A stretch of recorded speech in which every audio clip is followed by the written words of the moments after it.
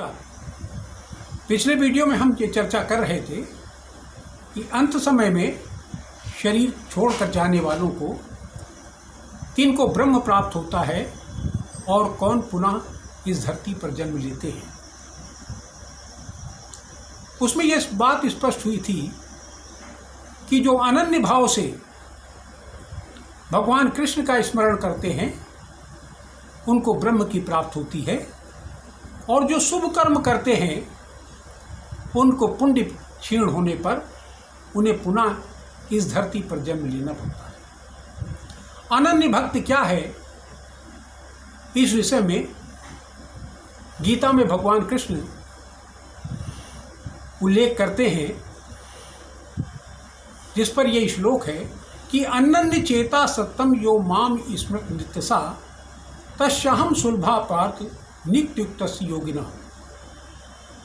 कि जो अनन्य भाव से मेरा नित्य स्मरण किया करते हैं उनको मैं बहुत आसानी से सुलभ हो जाता हूँ, अर्थात मैं उनका उद्धार कर देता हूँ, वो मुझको ही प्राप्त होते हैं।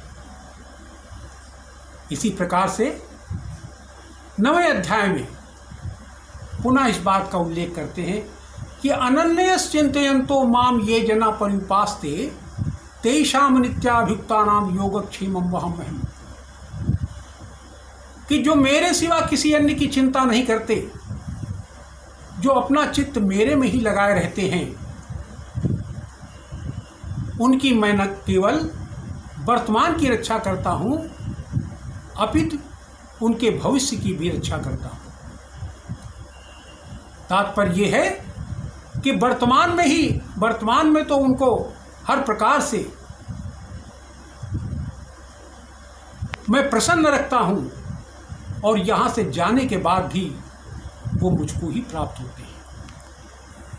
इसी प्रकार फिर कहते हैं कि मनमना भव मद भक्तो मद्याजीमा नमस्करो मामे वैश्यस युक्ते महात्मा मत परायणम। कि कृष्ण कहते हैं कि अर्जुन, तुम मेरे में मन लगाओ, मेरे मन वाले हो, मेरी भक्ति करो, मुझे प्रणाम करो, और यदि तुम मेरे परायण हो जाओगे, मेरे पर निर्भर हो जाओगे, मेरे में चित्त लगा दोगे, तो तुम मुझको ही प्राप्त होगे। फिर कहते हैं कि यत् करोसि यत् स्नास यज्ञ होसि ददासि यत् पश्यसि कौन्ते तत्कुरुष्व मदर्पण। कि अर्जुन, तुम जो कुछ करते हो वो मुझे ही अर्पण करो, जो खाते हो उसे मुझे अर्पण करो,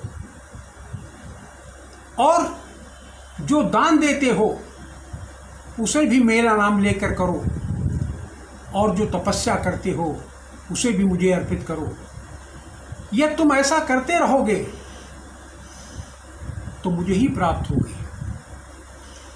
फिर कहते हैं कि शुभाशुभ फल रेव मोक्ष से कर्म बंधने, शुभाशुभ फल रेव मोक्ष से कर्म बंधने संन्यास योग युक्त आत्मा विमुक्तो पापमस्यसि।